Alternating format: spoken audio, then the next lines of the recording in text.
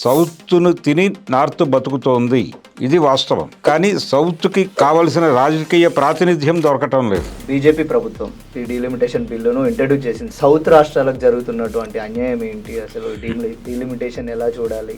అయితే దీనిలో దక్షిణ భారత ప్రాతినిధ్యం తక్కువే. ఇప్పుడు కూడా జనాభా ప్రాతిపదికన సీట్ల విభజన జరుగుతూ పెడితే అప్పుడు ఉత్తర భారతదేశంలో చాలా సీట్లు పెరుగుతాయి. ఇప్పుడు ఈ డీలిమిటేషన్ వలన ఏం జరుగుతోంది, ఇక్కడ రాజకీయ ప్రాతినిధ్యం తగ్గిపోతుంది. అలాగే వాళ్ళు చెప్పిన సగం 50% హైకు అనే పద్ధతి ప్రకారం కూడా ఇక్కడ జరిగేదేం లేదు. ఏ విధంగా చూసినా నష్టమే జరుగుతుంది. ఓన్లీ ఆంధ్రప్రదేశ్లో ఉన్నటువంటి ప్రాంతీయ పార్టీలు ఏవైతే ఉన్నాయో ఎందుకు వీటికి మద్దతుగా ఉన్నాయి? కొనేసారు. రేపు తమిళనాడు, ఇప్పుడు తమిళనాడు, వెస్ట్ బెంగాల్ ఎలక్షన్స్ జరుగుతున్న టైంలో ఇప్పుడు బిల్లులు పెట్టడం అవసరమా? 33% మహిళా రిజర్వేషన్ బిల్లును కూడా పెట్టడంలో కూడా ఆంతర్యం అదేనా? అంటే ఇక్కడ ఒక కుట్ర ఏంటంటే డీలిమిటేషన్ బిల్లు, దాంతో పాటు మహిళా రిజర్వేషన్ బిల్లు. ఎందుకు భయపడుతున్నారు? అసలు వెన్నుముకలు లేనట్టు ఎందుకు వ్యవహరిస్తున్నట్టు? సరెండర్ పాలసీనే. అంటే ఢిల్లీ దేవుడిగా అవతరించాడు ఆయన నరేంద్ర మోడీ గారు. తమిళనాడు సీఎం స్టాలిన్ ఎవరైతే ఉన్నారో ఆయన మేము ఈ డీలిమిటేషన్కి వ్యతిరేకంగా అధికారంలో ఉన్న పార్టీలను కావచ్చు, కానీ ప్రతిపక్ష నేతల పార్టీలను కావచ్చు, అన్నింటినీ కలుపుకొని ఒక ఉద్యమంగా ముందుకెళ్తామని చెప్పేసి అన్నారు. ఇది ఏమైనా వర్కౌట్ అయ్యే అవకాశం ఉంటుంది? అంటే ప్రయత్నం చేస్తారన్నాడు ఆయన. ఎవరు కలిసి వస్తారు అనేది అనుమానమే. 2011 జనాభా లెక్కలను తీసుకోవడానికి కారణాలు ఏమై ఉంటాయి సార్? జనాభా తగ్గుదల ప్రభావము ఇవన్నీ కూడా ఎలా పరిణమిస్తాయో తెలియదు కాబట్టి 2011 లెక్క తీసుకుంటే బెటరు అనే అభిప్రాయానికి వచ్చారు.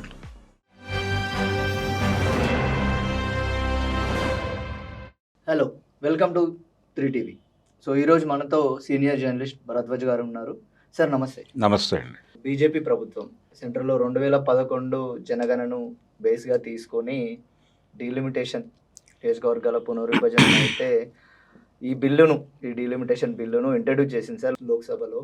యాక్చువల్గా అసలు సౌత్ రాష్ట్రాలకు జరుగుతున్నటువంటి అన్యాయం ఏంటి, అసలు డీలిమిటేషన్ ఎలా చూడాలి, ఎలా జరుగుతుంది? అంటే 2 పద్ధతుల్లో డీలిమిటేషన్ చేయాలండి. 2 పద్ధతులు అంటే మనకి 52లో మొదటిసారి ఎన్నికలు జరిగాయి. ఆ ఎన్నికలు జరిగిన సందర్భంగా నియోజకవర్గాల వ్యవస్థీకరణ అంటాం, పునఃవ్యవస్థీకరణ కాదు, వ్యవస్థీకరణకి జనాభా ప్రాతిపదికన వెళ్ళారు. అప్పుడు దానికి ముందు 51 ఆ టైంలో జరిగింది జనాభా గణన, దాని ప్రాతిపదికన వెళ్ళారు. వెళ్ళిన తర్వాత మళ్ళీ 76లో జరిగింది.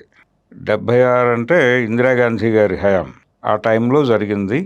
ఆ తర్వాత మళ్ళీ జరగల, 50 ఏళ్ళు దాటిపోయింది. ఈ 50 ఏళ్ల కాలంలో 2-3 సందర్భాల్లో డీలిమిటేషన్ ప్రస్తావన వచ్చింది కానీ జరగలేదు. కొన్ని స్ట్రక్చరల్ అరేంజ్మెంట్స్ చేసుకుంటూ కొన్ని సీట్లు పెరిగాయి.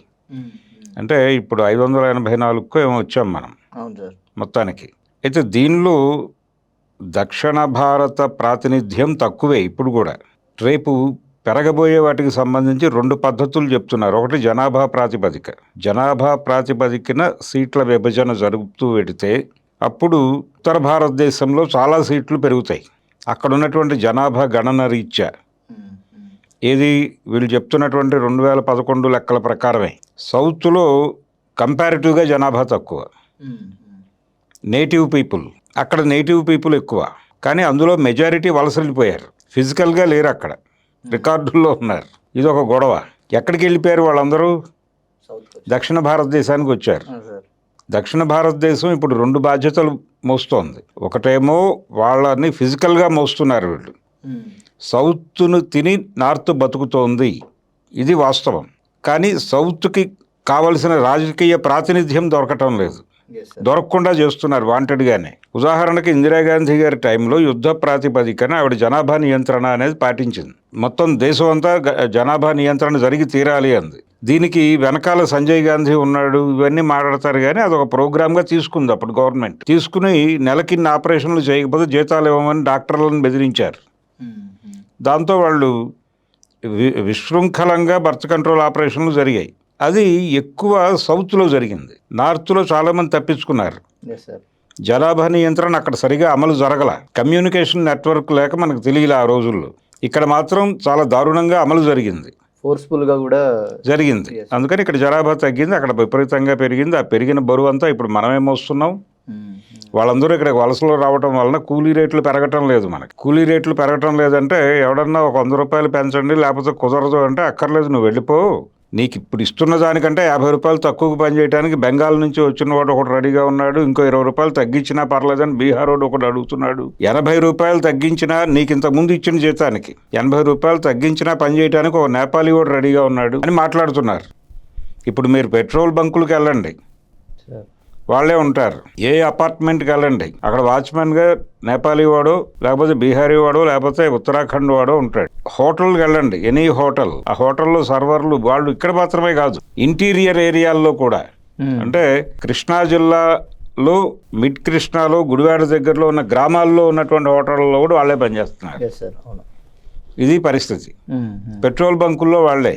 ఎందుకు మీరు వచ్చేస్తున్నారు ఇక్కడికి, హాయిగా మీ ప్రాంతంలో ఉండొచ్చు కదా అంటే వాళ్ళు ఏం చెప్తున్నారంటే సమాధానం, భారతీయులం, ఎక్కడైనా ఉండొచ్చు కదా మనం అని చెప్తున్నారు. ఇప్పుడు ఈ డీలిమిటేషన్ వలన ఏం జరుగుతోంది, ఇక్కడ రాజకీయ ప్రాతినిధ్యం తగ్గిపోతుంది. జనాభా ప్రాతిపదికన లేకపోతే రెండో ప్రపోజల్ ఉంది సెంట్రల్ గవర్నమెంట్ది. రెండో ప్రపోజల్ ఏంటంటే 50% హైక్, దీంతో సంబంధం లేకుండా. అయితే బిల్లులో ఆ ప్రస్తావన లేదు. వాళ్ళు ముసాయిదా బిల్లు చూపించారు కదా, దానిలో ఏ ప్రస్తావన చేయలేవాళ్ళు. అంటే ఫైనల్గా ఏం జరగబోతోంది అనేది కన్ఫ్యూజన్ అయ్యి. అంతే సార్. ఈ 50% అంటే లెక్క ఏంటి, మీ దగ్గర 20 సీట్లు ఉన్నాయనుకోండి ఎంపీలు, 20లో సగం 10 అంటే 30 అవుతాయి. ఇప్పుడు కేరళ పరిస్థితి అదే. ఇలా తెలంగాణలో సీట్లు డివైడెడ్ బై 2 దాన్ని కలుపుతారు అంతే. ఇలా కలుపుకుంటూ ఇప్పుడు ఆంధ్ర తెలంగాణ కలిపి 43 44 ఉన్నాయి. అంటే 60 అవుతాయి, 64 ఏమో అవుతాయి. ఇది పరిస్థితి. అక్కడ ఇదే కోత ప్రకారం 150 ఉన్నాయి ఒక చోట యూపీలో 160 ఏమో ఉన్నాయి. దానిలో సగం 80 160కి కలపండి, కలిపితే ఎంత పెరిగింది, 240 వరకు వెళ్ళిపోయింది. ఇక్కడ పరిస్థితి ఏంటి, మొత్తం అన్ని కలిపినా అన్ని రావట్లేదు. సో జనాభా ప్రాతిపదికన చూసినా ఇక్కడ పెరిగేది ఏం లేదు. అలాగే వాళ్ళు చెప్పిన సగం 50% హైకు అనే పద్ధతి ప్రకారం కూడా ఇక్కడ జరిగేది ఏం లేదు. ఏ విధంగా చూసినా నష్టమే జరుగుతుంది. అయితే ఈ ఆర్గ్యుమెంటే తప్పు అని మాట్లాడుతున్నారు వాళ్ళు. భారతదేశం మొత్తాన్ని ఒక యూనిట్గా చూడకుండా మీరు దక్షిణాది ఉత్తరాది అని విడదీసి చూడటం వలన ఈ కన్ఫ్యూజన్ వస్తుంది అని మాట్లాడుతున్నారు. కానీ మొదటి నుంచి కూడా అధికార పంపిణీలో దక్షిణాదికి దక్కిందేమిటి, ఏమీ లేదు కదా. ఢిల్లీ మాత్రమే అధికారం, వాళ్ళు చెప్పింది అమలు జరుగుతోంది తప్ప మనం నాయకత్వం వహించింది ఎక్కడ. పివి నరసింహారావు గారు ప్రధాని అయ్యాడు, దేవగౌడ కొంతకాలం ఉన్నాడు, అంతవరకే కదా. పివి నరసింహారావు గారు ఉన్నటువంటి 5 ఏళ్ళు ఆయన ఆ ప్రభుత్వాన్ని కాపాడుకోవడానికి నానా కసరత్తు చేయాల్సి వచ్చింది. అంతకు మించి ఆయన చేసింది అనేక కేసుల్లో ఇరుక్కున్నాడు. జేఎంఎం ముడుపుల కేసు ఇలాంటివి. అంటే ప్రభుత్వ బలం లేకపోయినా మేనేజ్ చేయడానికి పడ్డ కష్టాల్లో అవినీతి కేసుల్లో ఇరుక్కున్నాడు ఆయన. అంత కష్టపడాల్సినటువంటి పరిస్థితుల్లో ఆయన దేని గురించి దృష్టి పెట్టే పరిస్థితుల్లో కూడా లేడు.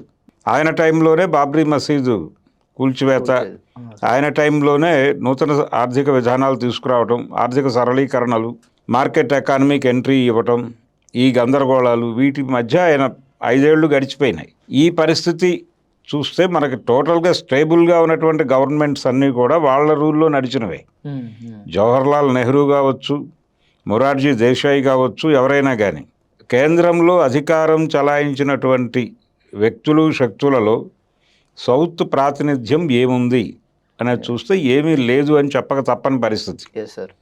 అలాగే కేంద్ర ప్రభుత్వం తీసుకునే నిర్ణయాలలో కూడా సౌత్కి పెద్దగా పెద్దపీట వేసింది ఎప్పుడూ లేదు. అందుకని దక్షిణాది పట్ల సవతి తల్లి ప్రేమ చూపిస్తోంది ఢిల్లీ అనే ఆరోపణ చాలా సందర్భాల్లో చాలామంది నాయకులు ప్రస్తావించారు. సీల్డ్ కవర్ రాజకీయాలు జరుపుతున్నారు అనేవాడు ఎన్టీ రామారావు గారు. ఆయన తెలుగువాడి ఆత్మగౌరవం ఢిల్లీ నడివీధుల్లో అమ్మేస్తున్నారు అనే నినాదంతో కదా తెలుగు వాళ్ళ హృదయాలు గెలుచుకుంది. అలా దానికి అవకాశం ఉంది, జనాల్లో ఆ ఆందోళన ఉంది అప్పుడు. దాన్ని ఆయన ట్యూన్ చేసి తన వైపు మళ్లించుకోగలిగాడు. ఆ నినాదం విపరీతంగా పనిచేసింది, తెలుగువాడి ఆత్మగౌరవ నినాదం. అంటే ఆత్మగౌరవం ఆ మేరకు దెబ్బతిని ఉంది ఇక్కడ జనాలది, అది కనెక్ట్ అయింది ఆయన నినాదంతో. అలా గెలిచేశాడు ఆయన. గెలిచిన తర్వాత ఆయన పద్ధతిలో ఆయన యుద్ధం చేశాడు ఢిల్లీతో. ఆయన ఢిల్లీతో యుద్ధం చేస్తున్న రోజుల్లో కూడా ఆయన కంట్రోల్ చేయడానికి చాలా ప్రయత్నాలు జరిగాయి. సంజీవ్ రెడ్డి లాంటి వాడు కూడా చెప్పాడు, వద్దు నువ్వు గొడవ పడకు అని. ఈయన వినలేదు, ఈయన పద్ధతిలో ఈయన వెళ్ళాడు. ఈయన ప్రోగ్రామ్ ఏంటంటే ఫెడరల్ ఫ్రంట్ అనేది తీసుకురావాలి అక్కడ. అంటే ప్రాంతీయ పార్టీల కూటమిని ఢిల్లీలో అధికారంలో తీసుకురావాలి. జాతీయ పార్టీలు రెండింటినీ పక్కన పెట్టి, కాంగ్రెస్ని బీజేపీని రెండింటినీ పక్కన పెట్టి నేషనల్ ఫ్రంట్ని అధికారంలోకి తీసుకురావాలి అని నేషనల్ ఫ్రంట్ అని పెట్టాడు ఆయన, ప్రాంతీయ పార్టీల కూటమి. అది ఒక ఎన్నికల్లో వర్కౌట్ అయింది, కానీ తర్వాత వర్కౌట్ అవ్వలేదు. ఈ లోపల ఆయన వెళ్ళిపోయాడు, చనిపోయాడు. ఇక తర్వాత అది పక్కకి వెళ్ళిపోయింది. అదొకటే ప్రయత్నం, సౌత్ నుంచి ఢిల్లీని పట్టుకోవడానికి జరిగిన సీరియస్ ప్రయత్నాల్లో అదొకటే జరిగింది. ఆ తర్వాత ఎవరి గోల్లో వాళ్ళు ఉన్నారు, ప్రతి ఒక్కళ్ళని కొనుగోలు చేసి కట్టేసుకునే ప్రయత్నమే చేశారు. ఇప్పుడు కూడా అదే జరుగుతోంది. అంటే దక్షిణాదికి పొలిటికల్ రిప్రజెంటేషన్ లేకుండా చేస్తున్నారు డీలిమిటేషన్ ద్వారా. అంటే వీళ్ళ ఓట్లతో ప్రమేయం లేకుండా వాళ్ళు బిల్ పెట్టి పాస్ చేసేసుకుని గెలిచేయగలరు. రెండోది, భారతీయ జనతా పార్టీకి సౌత్లో బేస్ లేదు, వాళ్ళ పునాది అంతా అక్కడ ఉంది, నార్త్లో ఉంది. కాబట్టి దాన్ని బలోపేతం చేసుకోవాలనేది ప్రోగ్రాం. అలాగని చెప్పి సౌత్ను వదిలిపెట్టట్లేదు. సౌత్లో కూడా మనం అంటే అక్కడ ఏదైనా తేడా జరిగితే ఇక్కడ పట్టుకోవాలి అని. అంటే ఇందిరాగాంధీకి ఎమర్జెన్సీ తర్వాత జరిగిన 77 ఎన్నికల్లో మొత్తం ఉత్తర భారతదేశం అంతా ఊడ్చిపెట్టుకుపోయింది. ఆ టైంలో ఆవిడకి మద్దతుగా నిలబడింది సౌత్ ఇండియానే, పర్టికులర్గా ఆంధ్రప్రదేశ్, ఉమ్మడి ఆంధ్రప్రదేశ్ మొత్తం సాలిడ్గా కాంగ్రెస్కి వచ్చి ఒక్క సీటు తప్ప, నంద్యాల నియోజకవర్గం తప్ప మొత్తం కాంగ్రెసే గెలిచింది. అప్పుడు కాంగ్రెసే, ఆవుదూడ కాంగ్రెస్ గెలిచింది. ఇక్కడ మిగిలిన దేశం అంతా జనతా గెలిచింది. అలాంటి విచిత్రమైనటువంటి ఫలితాలు ఇచ్చినటువంటి చరిత్ర మనకు ఉంది. ఆ తర్వాత 80లో కూడా మనం ఇందిరా కాంగ్రెస్కి, హస్తం కాంగ్రెస్కి మద్దతుగానే నిలబడ్డాం. ఆవుదూడ కాంగ్రెస్కి పూర్తి స్థాయిలో వ్యతిరేకించాం. 2 ఎమ్మెల్యేలు మాత్రమే ఇచ్చాం మనం, అందులో ఒక ఎమ్మెల్యే వైఎస్ రాజశేఖర రెడ్డి. అలాంటి ఒక చరిత్ర ఉంది. ఇందిరాగాంధీకి అంత మద్దతుగా నిలబడినటువంటి వాళ్ళు 82 చివరిలో జరిగినటువంటి 83 జనవరిలో ఫలితాలు వచ్చినటువంటి ఎన్నికల్లో కాంగ్రెస్ పార్టీని పూర్తిగా తీసి వదలబడేసి తెలుగుదేశం పార్టీని గెలిపించాం. దేశం అంతా వాళ్ళ ప్రభ వెలుగుతుంటే 85 ఎన్నికల్లో అయితే దేశం మొత్తం ఇందిరా కాంగ్రెస్ గెలిస్తే ఆంధ్రప్రదేశ్ ఎంపీలు ఇన్ టోటల్ తెలుగుదేశం, కేంద్రంలో ఇదే ప్రతిపక్ష పార్టీ, ఇది పార్లమెంట్లో లోక్సభలో కాంగ్రెస్ తర్వాత అత్యధిక స్థానాలు తెలుగుదేశానికి. అందుకని తెలుగుదేశానికే ప్రధాన ప్రతిపక్ష హోదా దక్కింది లోక్సభలో 85 ఎన్నికల్లో. అంత ప్రభావం చూపించిన పార్టీ అది ఎన్టీ రామారావు నాయకత్వంలో. ఇప్పుడు ఏమైపోయింది అది? ఇప్పుడు ఎన్డీఏకి సరెండర్ అయిపోయి తెలుగువాడి ఆత్మగౌరవం మొదలైన పార్టీ ఇప్పుడు ఢిల్లీలో ఈ బిల్లుకు అనుకూలంగా ఓటేయటానికి కమిట్మెంట్ ఇచ్చేసారు, అయిపోయింది. అది ఎన్డీఏలో ఉంది ఆ పార్టీ. జనసేన పార్టీ కూడా ఎన్డీఏలోనే ఉంది. విచిత్రం ఏంటంటే ఆంధ్రప్రదేశ్లో ఉన్నటువంటి 3 ప్రాంతీయ పార్టీలు ఎన్డీఏతో ఉన్నాయి. ఫిజికల్గా ఎన్డీఏ లోపల లేకపోయినా కానీ వైఎస్ఆర్సీపీ నిన్న ప్రెస్ మీట్ పెట్టి సజ్జల రామకృష్ణారెడ్డి గారు మేము ప్రోగానే ఓటు వేయదలుచుకున్నాం, బిల్లుకు అనుకూలంగానే మేము ఓటు వేయదలుచుకున్నాం అని ప్రకటించాడు ఆయన. కాబట్టి ఇన్ టోటల్ ఎన్డీఏ కాంపౌండ్లో ఉన్నట్టు 3 ప్రాంతీయ పార్టీలు, అది తెలుగుదేశం, జనసేన, వైఎస్ఆర్సీపీ 3 వెళ్ళిపోయినాయి, టోటల్ సరెండర్.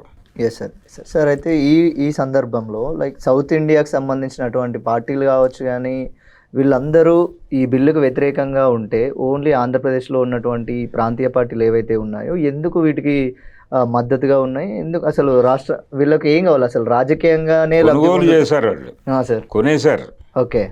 కొనేశారు. రేపు తమిళనాడు వెస్ట్ బెంగాల్ ఎలక్షన్స్ జరుగుతున్న టైంలో ఇప్పుడు బిల్లులు పెట్టడం అవసరమా? ప్రత్యేక పార్లమెంట్ సమావేశాలు పెట్టి అంటే వాళ్ళ లెక్క వాళ్ళకు ఉంది. దీంతో సంబంధం లేకుండా దీని ఇన్ఫ్లుయెన్స్ కూడా రేపు ఎన్నికల్లో ఉంటుంది అనే పద్ధతిలో వాళ్ళు వర్కౌట్ చేశారు దీన్ని. ఇది ఒక రకమైన ఎన్నికల ప్రచారమే. స్ట్రాంగ్ సెంటర్ ఉండబోతోంది, మీరు ఎటువైపో తేల్చుకోండి అనే పద్ధతి. మీకు నిర్ణయాధికారం కూడా పోతోంది, మీరు బతకాలంటే మాతో ట్రావెల్ అవ్వక తప్పని పరిస్థితి ఉంది అని బెదిరింపు ధోరణిలో వాళ్ళు ప్రత్యేక పార్లమెంట్ సమావేశాలు పెట్టారు. ఈ రాష్ట్రాల ఎన్నికలు జరుగుతున్న సమయంలోనే ఈ 33% మహిళా బిల్లులను, రిజర్వేషన్ బిల్లును కూడా పెట్టడంలో కూడా ఆంతర్యం అదేనా? అంటే ఇక్కడ ఒక కుట్ర ఏంటంటే డీలిమిటేషన్ కమిషన్కు సంబంధించిన ప్రాతిపదిక, దాంతో పాటు మహిళా బిల్లు, మహిళా రిజర్వేషన్ బిల్లు, ఈ మూడింటిని లింక్ చేసి పెట్టారు. ఇప్పుడు టోటల్ ఆ బంచ్ను వ్యతిరేకిస్తే ఎవరైనా, ఇప్పుడు కాంగ్రెస్ కూటమి ఒక మాట చెప్పింది, మేము మహిళా బిల్లుకి ఓకే, మహిళా రిజర్వేషన్ బిల్లుకి ఓకే, కానీ డీలిమిటేషన్ దానికి వ్యతిరేకం, కమిషన్కిను బిల్లుకి కూడా వ్యతిరేకం అని చెప్పారు వాళ్ళు. ఎస్. ఇలా ఎవరైనా చెప్తే ఈ బిల్లుకు కూడా వ్యతిరేకులు వీళ్ళని చెప్తున్నారు వీళ్ళు బయట ప్రచారం. మూడు ఒక బంచ్గా పెట్టేశారు వాళ్ళు. Yes. దీనికి ఇది కాదు అది అన్నా కానీ ఇది కూడా కలిపి కాదంటున్నారు వీళ్ళు అని చెప్తున్నారు ఎస్ ఎస్. బయటకు వచ్చి. ఎవరు? బీజేపీ నాయకులు, ఎన్డీఏ నాయకులు. ఇటువంటి ఒక అంటే కార్నర్ చేసి చితక్కొట్టేటువంటి ప్రోగ్రాం నడుస్తోంది. రాజకీయ ప్రాతినిధ్యం అనేది దక్షిణ భారతదేశానికి పూర్తి స్థాయిలో తగ్గిపోయింది. ఆల్రెడీ లేదు, అయిపోయింది. ఏముండదు ఇప్పుడు పూర్తిగా ఏమీ ఉండదు. అంటే దాదాపు 200 పైన సీట్లు పెరుగుతున్నాయి అక్కడ వాళ్ళకి. పెరుగుతున్నాయి కాబట్టి వాళ్ళు ఏం చేసుకున్నా మనం అడగడానికి కూడా మనకు అవకాశం ఉండదు. ఈ టైంలోనే దక్షిణాపథం అనే పేరుతో ఇది విడిపోతే అంటే ప్రత్యేక దేశంగా ఏర్పడాల్సినటువంటి ఒక అవసరాన్ని చాలా కాలం క్రితం చాలామంది నాయకులు ప్రస్తావించారు కానీ వీళ్ళు వినలా. వింధ్య పర్వతాలకు యువతల అన్నారు. వింధ్య పర్వతాలకు యువతల అంటే మహారాష్ట్రతో కలిపినటువంటి దక్షిణాపథం అవుతుంది. మహారాష్ట్ర ఇప్పటి వరకు నార్త్ ఇండియాలో భాగమనే అనుకుంటున్నాం మనం, కానీ మరాఠ్వాడ కాదు. మరాఠ్వాడ అది సౌత్కి వస్తుంది. సో మహారాష్ట్రతో కూడినటువంటి ఒక దక్షిణాపథం ముక్క మాకు కావాలి అన్న పద్ధతిలో ఒక డిమాండ్ని ముందుకు తీసుకురాగలిగితే బాగుంటుంది. కానీ ఆ డిమాండ్ ముందుకు తీసుకురావాల్సినటువంటి ప్రాంతీయ పార్టీలన్నీ వాళ్ళ కాంపౌండ్లోనే ఉన్నాయి. ఎందుకు సార్, ఎందుకు భయపడుతున్నారు? అసలు వెన్నుముక్క లేనట్టు ఎందుకు వ్యవహరిస్తున్నట్టు? సరెండర్ పాలసీనే. అంటే ఇప్పుడు పరిస్థితి ఎలా తయారైందంటే ఢిల్లీ దేవుడిగా అవతరించాడు ఆయన నరేంద్ర మోడీ గారు. ఢిల్లీ దేవుడి అనుగ్రహం లేకపోతే మనం రాష్ట్రాలలో కూడా అధికారంలోకి రాకపోవచ్చు. ఢిల్లీ దేవుడి అనుగ్రహం లేకపోతే మనకు అధికారం దూరం అయిపోవచ్చు. ఈ భయం కలిగించగలిగారు. 24 ఎన్నికల్లో వైఎస్ జగన్మోహన్ రెడ్డి తాను జనం తిరస్కరిస్తే ఓడిపోయాను అని అనుకోవడం లేదు ఆయన. ఢిల్లీ దేవుడు కనికరం నా మీద లేదు కాబట్టి ఓడిపోయాను, వచ్చే ఎన్నికల్లో ఆయన దయ నా మీద ఉంటుంది కాబట్టి నేను గెలుస్తాను అనుకుంటూ ఆయన ఏం చెప్తున్నాడు? నిన్న నెల్లూరు దగ్గర ఒక పోర్టుకి వెళ్ళాడు ఆయన. పోర్టుకి వెళ్ళి అక్కడ జాలర్లకి హామీలు ఇచ్చాడు ఆయన. నేను వచ్చేస్తున్నాను, ఇంకో 3 ఏళ్ళు ఆగండి మనం చూసుకుందాం అని మాట్లాడాడు. మాట్లాడి 3 ఏళ్ల తర్వాత నేను అధికారంలోకి వచ్చాక మీకు కోల్డ్ స్టోరేజ్ ఏర్పాటు చేస్తాను, తమిళనాడు నుంచి అక్రమంగా ఎవరైనా జొరబడి మీ జలాల్లో చేపలు పట్టుకున్నా వాళ్ళని ఆపుతాను, వెనక్కి గెంటేస్తాను, నేను చూసుకుంటాను అంతా. 3 ఏళ్ళు ఆగండి నేను చూసుకుంటాను అనే నినాదం మీద నడుస్తున్నాడు ఆయన. 3 ఏళ్ళు దాకా ఎందుకు వెయిట్ చేయాలి? నువ్వు ఇప్పుడు ప్రోగ్రామ్ ఏంటో డిసైడ్ చేసి రోడ్డు మీదకి రావచ్చు కదా. ఆయన వెళ్ళి డీలిమిటేషన్కి అనుకూలంగా మాట్లాడతాడు. అనుకూలంగా మాట్లాడి మేము ఎట్టి పరిస్థితుల్లోనూ కేంద్రంతోనే ట్రావెల్ చేస్తాము అని స్పష్టంగా చెప్పేశారు వాళ్ళు. ఇంకా మీరు స్టేట్లో తెలుగుదేశానికి వ్యతిరేకంగా మాట్లాడే రైట్ ఏముంది మీకు? ఏం లేదు సార్, కూటమికి మీరు సపోర్టుగా ఉన్నట్టే. అంతే అంతే. వాళ్ళు ఊరికనే తిట్టుకుంటారు తప్ప రాత్రిపూట అందరూ ఒకటే. చంద్రబాబు గెలుపు కోసం జగన్మోహన్ రెడ్డి కంట్రిబ్యూషన్ ఎంత, షర్మిల గారి కంట్రిబ్యూషన్ ఎంత అని లెక్కేసుకుంటే కడుపు తరుక్కుపోతుంది. వైఎస్ రాజశేఖర రెడ్డి బతుకుంటే, అంటే మనకు ఒక పాత సామెత ఉంది, చచ్చిపోయి బతికిపోయావు కానీ బతుకుంటే చచ్చిపోయేవాడివి అని.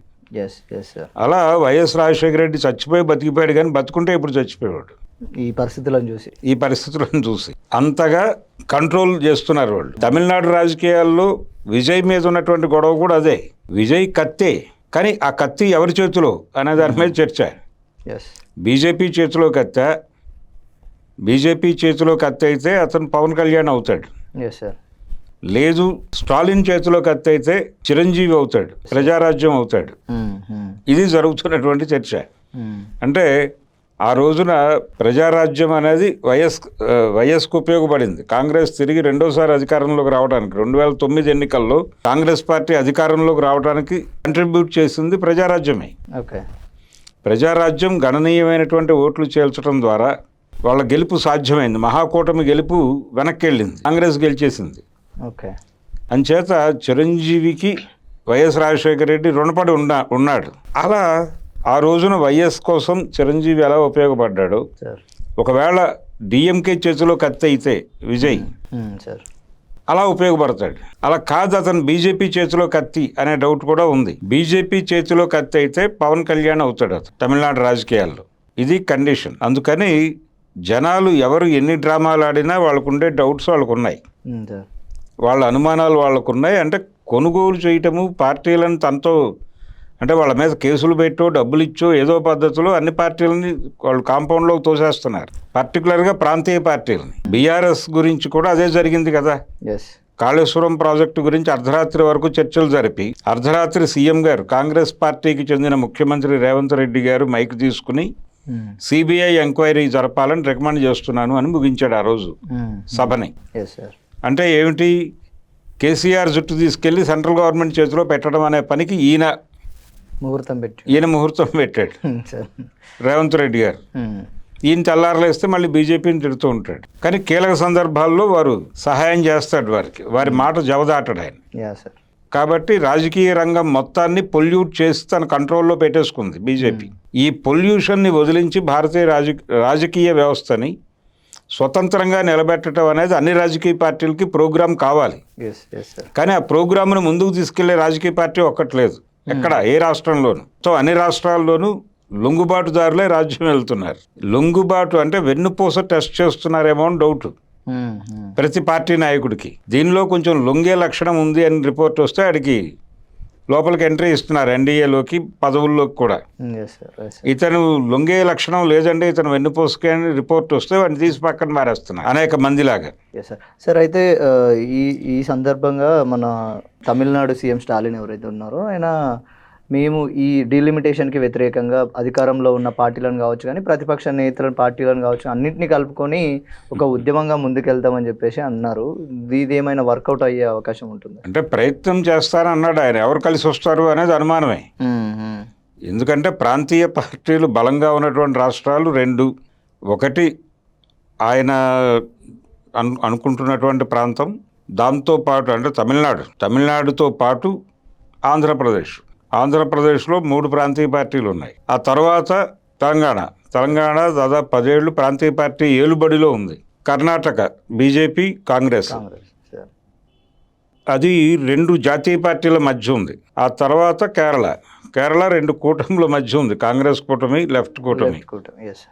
సో వాటి రెండింటి మధ్య ఘర్షణ మొదలుపెట్టి ఏదో పద్ధతిలో రేపు ఎన్నికల్లో కాంగ్రెస్ పార్టీకి అధికారం వచ్చి లెఫ్ట్ కోల్పోయేలాగా చేస్తే ఆ తర్వాత దీన్ని కంట్రోల్లోకి తీసుకోవడం పెద్ద కష్టమేం కాదనే వ్యూహంలో వాళ్ళు ఉన్నారు బీజేపీ వాళ్ళు. కాబట్టి ప్రతి చోట వాళ్ళు ఏదో పద్ధతిలో ఒక అక్కడ ఉన్నటువంటి దాన్ని ఏమిటంటే సుస్థిర వ్యవస్థల్ని అస్థిరపరిచేటువంటి కార్యక్రమాల్లో ఉన్నారు వాళ్ళు వ్యూహాత్మకంగానే. అలా సౌత్ మొత్తాన్ని డీస్టెబిలైజ్ చేసి తమ కంట్రోల్లోకి తీసుకొని ఇక్కడ గెలిచేటువంటి ఏ పార్టీ ఎంపీలైనా రేపు పొద్దున ఏదైనా కీలకమైన నిర్ణయం జరిగినప్పుడు తమకు అనుకూలంగా చేయొచ్చేలాగా ఏర్పాట్లు చేసుకుంటున్నారు.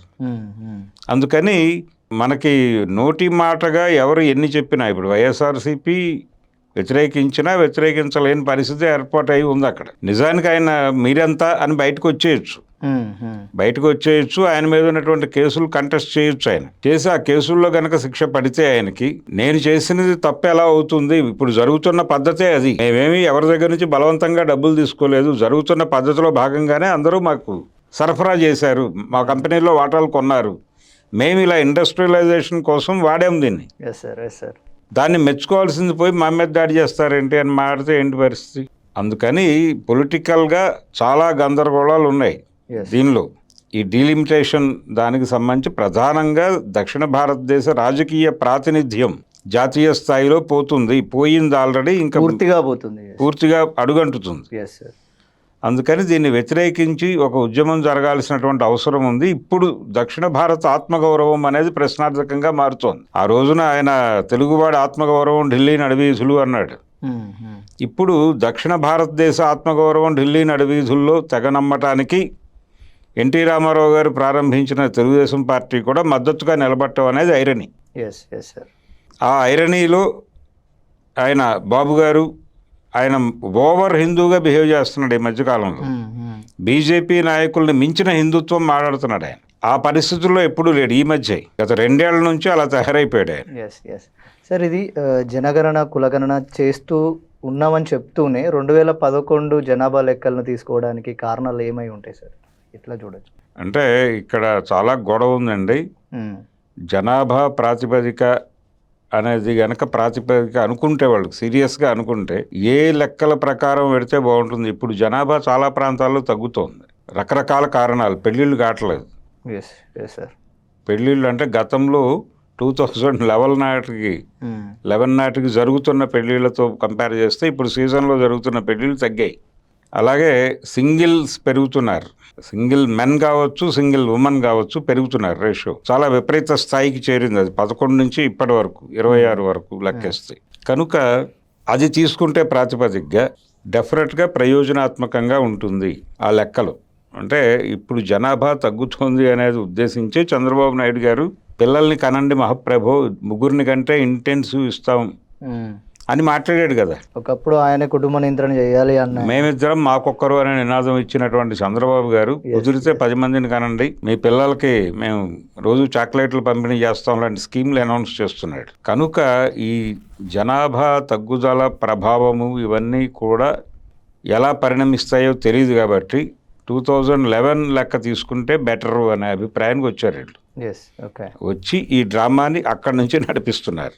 కనుక ఇప్పుడు ఆయన అన్నట్టుగా, రాహుల్ గాంధీ అన్నట్టుగా ఇప్పుడు మీరు జనాభా గణన చేయండి, చేసి నిర్ణయాలు తీసుకోండి అని చెప్పాడు ఆయన పారదర్శకంగా. దానికి చాలా టైం పడుతుంది, అంత చేయగలమా లేదా ఇలా రకరకాలుగా మాట్లాడి మొత్తానికి హడావిడిగా ఇదైతే ఎక్కించేశారు.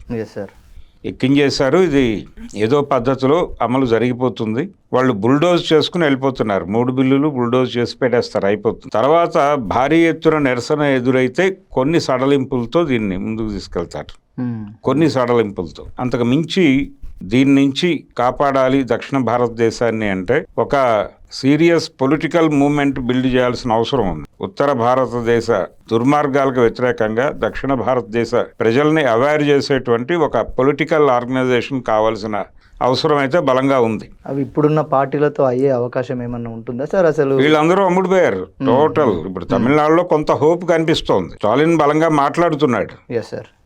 మిగిలిన వాళ్ళు అంత దూకుడుగా లేరు, కానీ పర్లేదు, వాళ్ళు వ్యతిరేకంగా కూడా అంత బలంగా లేరు. కానీ ఆంధ్రప్రదేశ్ లాంటి చోట్ల అనుకూలంగా, బిల్లులకు అనుకూలంగా, బిల్లులను వ్యతిరేకించే వాళ్ళకి వ్యతిరేకంగాను మాట్లాడుతున్నారు. కేరళలో పరిస్థితి కొంచెం బ్యాలెన్స్డ్గానే ఉంది. తమిళనాడులో కూడా ఇలాంటి గందరగోళం 60-40 పద్ధతిలో నడుస్తోంది అక్కడ. ఇలా దక్షిణ భారతదేశంలో వాళ్ళు మ్యాక్సిమం దుప్పటి పెట్టేశారు, పరిచేశారు. వాళ్ళ కంట్రోల్లోకి కొంతవరకు వెళ్ళింది, అప్ టు 70 వరకు వెళ్ళింది అనుకుంటున్నాను.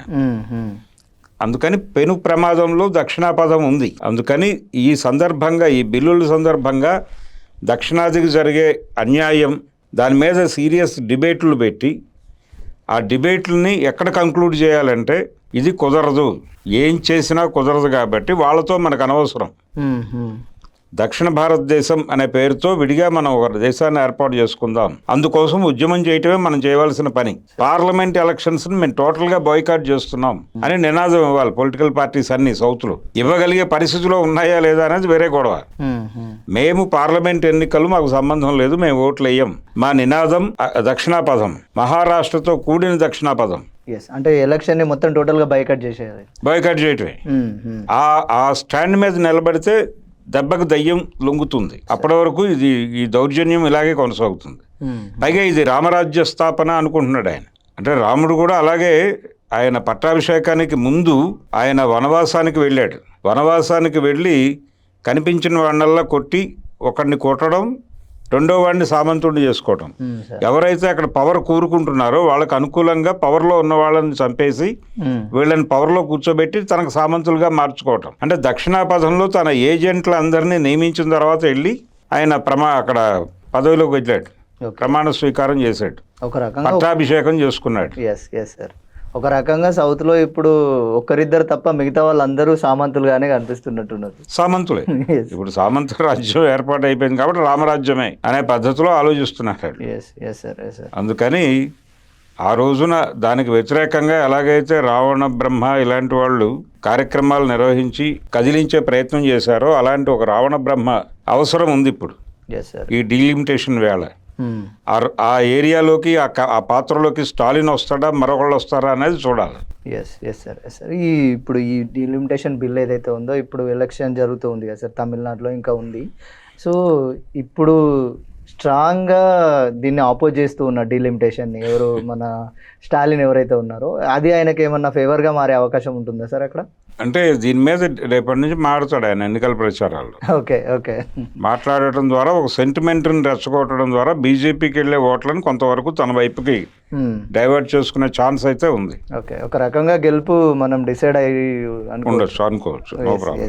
Yes sir. అలాగే ఇంకొక క్వశ్చన్ సార్, ఇప్పుడు తేజస్వి సూర్య ఎవరైతే ఉన్నారో ఆంధ్రప్రదేశ్ తెలంగాణ ఈ ఏదైతే విడిపోయిందో దీన్ని పాకిస్తాన్ విడిపోయింది భారతదేశం నుండి అనే దాంతో పోలుస్తూ మాట్లాడాడు.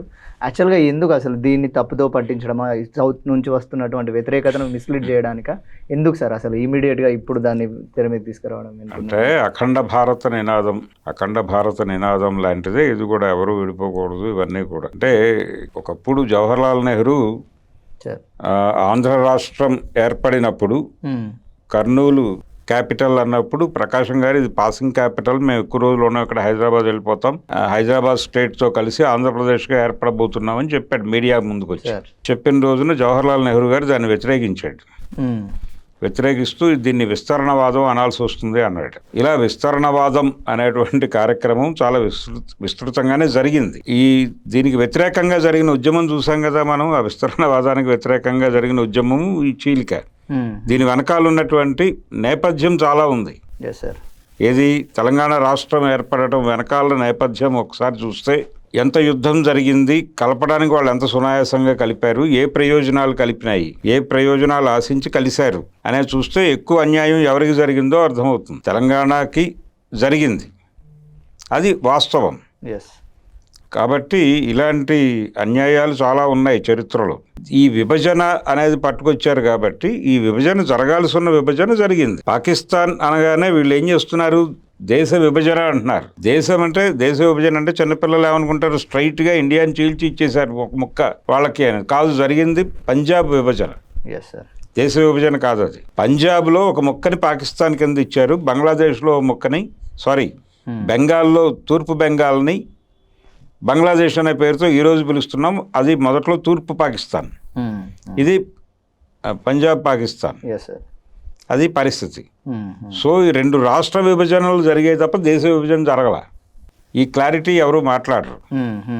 దేశ విభజన అనగానే చాలామంది కంగారుగా దేశం మొత్తాన్ని నెట్ట నిలువునా చీల్చి ఒక ముక్క ముస్లింలకు ఇచ్చేశారు, ఇంకా ఏమిటి వాళ్ళు ఈ దేశంలో ఎందుకు ఉండాలి అని చాలామంది ఆవేశంగా చొక్కాలు చింపుకుంటారు. కానీ ఇది రెండు రాష్ట్రాల విభజనగా చూస్తే ఇంకా ఈ దేశంలో ముస్లింలు ఎందుకున్నారు అనే ప్రశ్న ఉత్పన్నం కాదు. అందుకని చరిత్రలో చాలా ఉన్నాయి. వీటిని రకరకాలుగా మసిపూసి మారేడుకాయలు చేసేవాళ్ళు రోజు ఏదో పనిలో ఉంటారు. ఇలాంటి వాళ్ళ నోళ్ళు మూయించాలి. దక్షిణాపథానికి అన్యాయం జరుగుతున్నమాట వాస్తవం. ఈ సందర్భంగానైనా కానీ ప్రత్యేక దక్షిణాపథం అనేటువంటి దేశం కోసం ఒక ఉద్యమం జరగాల్సిన అవసరం ఉంది. రావణ బ్రహ్మ వీణ కనిపెట్టింది ఆయనే. ఆయన కనిపెట్టిన వీణే మనకి జెండాగా ఉండాలి. రావణ బ్రహ్మ వీణని జెండాగా పెట్టుకుని ఉత్తర భారతదేశం మీద యుద్ధం ప్రకటించి దీన్ని ప్రత్యేక దేశంగా మార్చి వలసల్ని నివారిస్తూ వాళ్ళు అలాగైతే అమెరికాలో లోపలికి రానివ్వమని H1B వీసాలు ఇవన్నీ పెట్టేసి హడావిడి చేశారు. అలాంటిది చేయాల్సిన అవసరం అయితే ఉంది. Exactly sir. ఏది ఉత్తర భారతం అనేటువంటి దేశానికి చెందిన వాళ్ళు దక్షిణ భారతదేశం అనే దేశంలోకి ఎంటర్ అవ్వడానికి వాళ్ళకి అర్హత లేదు అని చెప్పి క్లోజ్ చేయాలి. సార్. సో ఇది డీలిమిటేషన్, సెంట్రల్ గవర్నమెంట్ ఏదైతే ఉందో డీలిమిటేషన్కి వ్యతిరేకంగా అసలు సౌత్లో ఉన్నటువంటి రాష్ట్రాలు ఎందుకు ఒక ఏపీ అనేది అండ్ మిగతా రాష్ట్రాలు ఏ విధంగా ఉన్నాయి అనేది, అండ్ అట్లాగే ఇప్పుడు ప్రత్యేక దేశం కావాలి అనేది కూడా చర్చలో భాగమైంది. అసలు ఎలా ఉండబోతుందో ముందు చూద్దాం sir. Thank you sir. Thank you.